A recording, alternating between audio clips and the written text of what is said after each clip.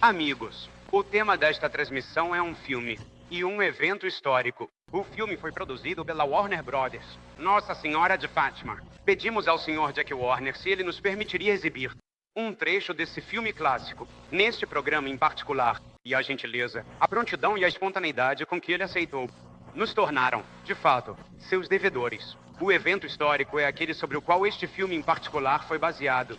E é sobre esse evento histórico que falaremos primeiro, antes de mostrar o filme a vocês. O próprio evento pode ser chamado quase de o aniversário do mundo moderno, porque foi nesse dia que as forças do bem e do mal pareceram atingir seu auge. O nosso mundo moderno, com suas grandes crises, começou na data de 13 de outubro de 1917. Vamos levá-los rapidamente a 3 cidades e mostrar o que aconteceu naquele dia, primeiro em Moscou, depois em Roma e, por fim, em um pequeno vilarejo, em Portugal, chamado Fátima. 13 de outubro de 1917, Moscou. Maria Alexandrovich, uma jovem, nobre russa, estava ensinando religião a um grupo de 200 crianças, na igreja da Virgem Iver. De repente, houve uma distração. Cavaleiros entraram pela porta da frente, desceram pelo corredor central, pularam a grade do altar, destruíram os ícones, as estátuas, o altar, e então atacaram as crianças, matando muitas delas. Maria Alexandrovich saiu correndo da igreja, gritando. Ela sabia que havia uma revolução iminente pelos comunistas. E foi até Lenin, a quem conhecia, e disse: aconteceu uma coisa terrível. Eu estava ensinando o catecismo para minhas crianças. Cavaleiros entraram, avançaram sobre elas e mataram algumas. Lenin respondeu: eu sei. Fui eu quem os enviei. Esse foi um dos eventos que anunciaram o início da terrível Revolução Comunista, que desde então tem atormentado o mundo. Roma, 13 de outubro de 1917. No mesmo horário, ao meio-dia. Sinos de igreja tocam por toda a cidade. Era um evento alegre. Um bispo estava sendo consagrado. Seu nome, Eugênio Pacelli, um homem que na época não era muito conhecido, mas que um dia enfrentaria essa grande força revolucionária e se tornaria a maior força espiritual do mundo contra ela. Após sua consagração naquele dia 13 de outubro de 1917, ele foi para Munique. Naquela época, os comunistas estavam muito fortes. Eles estavam sob a liderança, em Munique, de Karl Liebknecht e, depois, de uma daquelas mulheres curiosas que o comunismo produz, Rosa Luxemburg. E uma ordem foi dada para matar 325 chamados inimigos. E um dele era justamente esse mesmo. Arcebispo Eugênio Pacelli, o comandante do Exército Comunista do Sul, cujo nome era Seidler. Irmão Seidler e seu ajudante de ordens Brongratz trouxeram alguns soldados com granadas de mão. O próprio Seidler estava armado. Eles entraram na casa por meio de um tipo de artimanha e se esconderam atrás de uma cortina, esperando o som dos passos do homem de quem estamos falando. Quando ele caminhava pelo corredor, Seidler estava escondido atrás de uma cortina. Ele sacou sua arma para atirar nele, mas a arma bateu na cruz peitoral em seu peito e caiu no chão. O arcebispo Pacelli se abaixou, pegou a arma, devolveu-a para Seidler e disse: aqui está sua arma. Mate-o se quiser. Eu só me interesso pelas almas do meu povo. Seidler e Brongratz voltaram e não conseguiram explicar por que não pegaram o homem que procuravam. Eles não conseguiam explicar por que eram assombrados por aquela figura magra. Só havia uma coisa que eles sabiam. A partir daquele momento, aquele homem não teria medo de absolutamente nada no mundo inteiro. Aquele homem se tornou Pio XII e aquela cruz peitoral que ele usava naquela noite. Aqui estou usando. Pio XII a deu ao seu estimado amigo, Sua Eminência Cardeal Selma, que nesta noite, gentilmente me entregou, quando lhe disse que gostaria de falar sobre esse episódio. Em 13 de outubro de 1917, havia uma pequena aldeia, em Fátima, onde 3 crianças, Maria, Jacinta e Francisco, estavam reunidas esperando uma revelação. Elas haviam dito que Maria, a Mãe de Deus, lhes havia aparecido. Não seria surpreendente, é claro, se ela tivesse aparecido. Poderia muito bem ter acontecido. O Senhor veio por meio dela. Através dela realizou seu primeiro milagre. E, depois da cruz, nos confiou todos a ela. Com suas palavras gentis, eis aí, tua mãe. As crianças disseram que a senhora já havia aparecido para elas antes. Apareceu para elas antes no dia 13 de abril, maio, junho, julho, 19 de agosto e 13 de setembro. E no decorrer da revelação, algo muito interessante foi dito, o que mostra que existe algo mais importante neste mundo do que política. Foi dito pela senhora que esta guerra mundial vai terminar em pouco mais de um ano. Agora, lembrem-se da data, 13 de outubro de 1917. Nós entramos na guerra naquele ano, na Sexta-feira Santa, nosso país. A guerra realmente terminou em pouco mais de um ano, no dia 11 de novembro de 1918. Então, a senhora disse às crianças para dizerem ao mundo que viria um grande ano de paz para o mundo, se o mundo apenas voltasse para Deus, e a Rússia seria convertida. Mas ela disse, se o mundo não voltar para Deus, no final do próximo pontificado, ou seja, no ano de 1936, haverá o início de uma Segunda Guerra Mundial na Espanha. Então, evidentemente, o céu considerou aquela guerra civil como o começo da Segunda Guerra Mundial. E então ela disse, mas, para evitar isso, peço que os homens façam penitência e oração, e retornem novamente a Deus. Se não fizerem penitência, virá a Segunda Guerra Mundial, que será mais terrível do que a Primeira Guerra Mundial. Nações serão destruídas, cidades serão apagadas, os bons sofrerão perseguição, a Rússia espalhará seus erros e perseguição por todo o mundo, e o próprio Santo Padre sofrerá muito. Então ela deu uma palavra de esperança, mas, no final, Deus triunfará. A Segunda Guerra Mundial não precisava ter acontecido, ela foi desnecessária. Guerras são desnecessárias. Guerras não são feitas apenas pela política. Guerras são crises e julgamentos que recaem sobre nós por causa da forma como vivemos. Mas precisava haver algum sinal de que essa revelação era verdadeira. E 70 mil pessoas se reuniram em Fátima nesse dia específico com as crianças. Agora, o interessante é que a maioria deles era de descrentes. Portugal, naquela época, era anarquista, comunista, ateu, anticlerical. Eles foram por curiosidade. Alguns duvidavam, a maioria duvidava que algo fosse acontecer, mas as crianças disseram que a senhora lhes contou que haveria um grande milagre, que seria até uma prova de que ela realmente havia aparecido. E a prova foi o que ficou conhecido como o milagre do sol. O sol, de acordo com o testemunho dessas 70 mil pessoas, e também segundo o testemunho dos jornais ateus e anarquistas que eu li, e que, aliás, eram muito interessantes porque diziam, isso realmente aconteceu, mas esperamos que ninguém interprete isso de forma divina. E o sol parecia quase se desprender e se transformar em uma grande bola prateada, lançando faíscas em todas as direções. Quase se precipitou, ou assim pareceu. Precipitou-se sobre o povo, e elas clamavam a Deus, por oração e súplica, em tristeza e contrição. Milagres aconteceram diante dos olhos de todos, embora tenha chovido o tempo todo. Quando esse fenômeno aconteceu 3 vezes, todos perceberam que suas roupas estavam secas.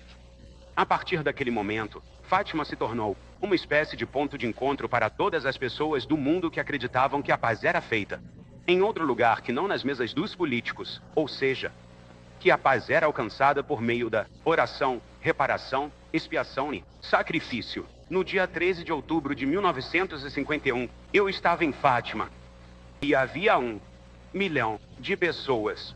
Eles se reuniram na noite anterior e durante toda a noite choveu. Uma daquelas chuvas frias nessas montanhas portuguesas. Mas eles ficaram de pé, ajoelharam-se e rezaram pela paz do mundo. Fiquei com ele até às 3 horas e fui um dos poucos que tinha uma cama dobrável. Fui e me deitei. Eu estava cansado, mas não dava para dormir. O luxo de uma cama dobrável, quando há 1 milhão de pessoas aqui, a maioria das quais caminhou 80, 120, até 160 quilômetros ao longo de vários dias, para fazer penitência. Então, a única coisa a fazer era sair da cama e rezar com eles durante a noite, e depois, na manhã seguinte, rezar pela paz do mundo.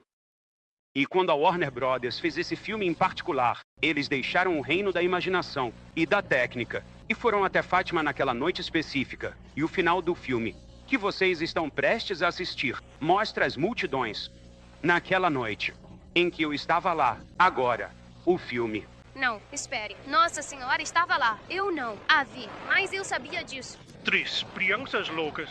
Derrotados. O sinal. Mostre-nos o sinal.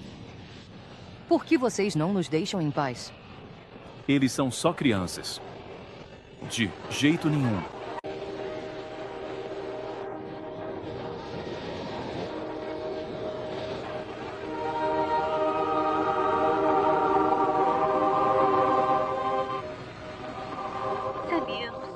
viria até nós, querido senhor. O que você quer? Quero dizer que a guerra vai acabar em breve. E os soldados vão voltar para casa. Não tenham medo. No final, Deus triunfará. Você disse que nos contaria quem é. Eu sou a Senhora do Rosário. Rainha do Santíssimo Rosário. Onde está Nossa Senhora? Nós não a vimos. Meu filho andou pelo ar vazio.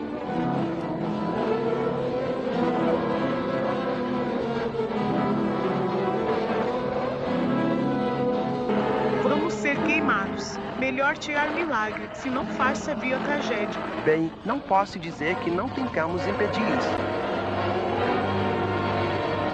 Santa Mãe, nós acreditamos em você. Ninguém toca nas crianças. Santa Mãe, você fez acontecer um milagre para que o povo acreditasse em nós.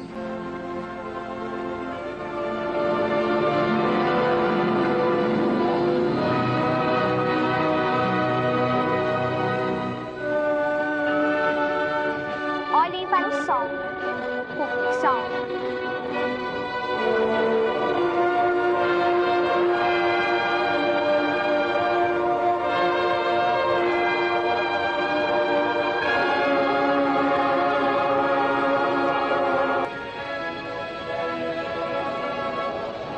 O sol.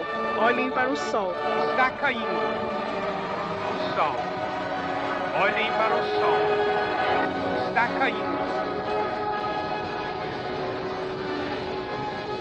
Está no mundo agora.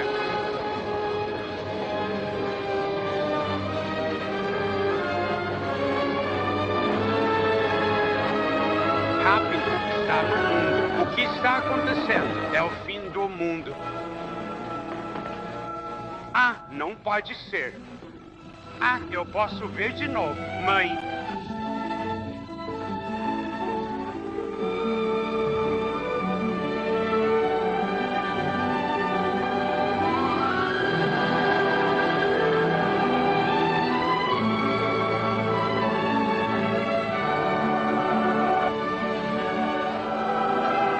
É um homem.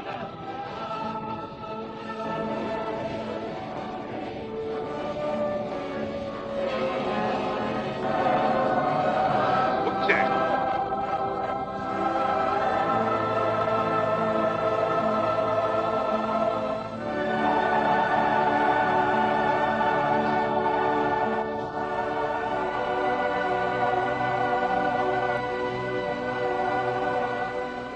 Não.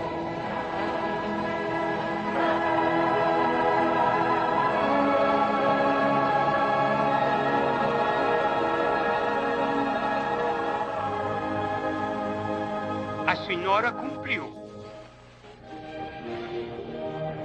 Ah, começa bela. Olha, eu estou como um velho. Olha.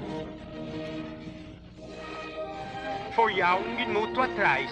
Sou um menino grande. Minha voz está rouca.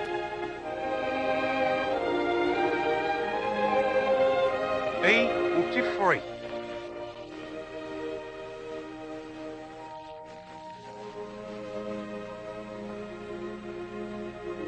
Onde o povo de Fátima, em 1917, ergueu esta simples capela, agora se encontra uma magnífica basílica.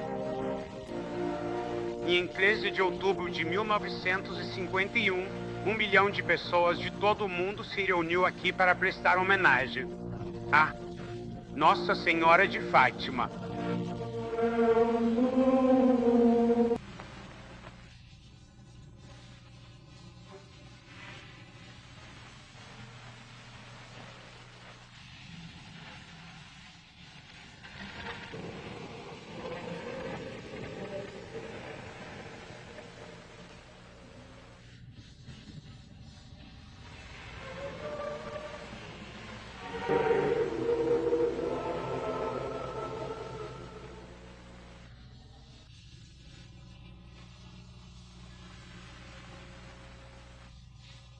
A Praça Branca de Fátima está viva com 1 milhão de lenços brancos. acenando uma saudação carinhosa para a senhora de branco, acenando uma saudação carinhosa para a senhora branca de...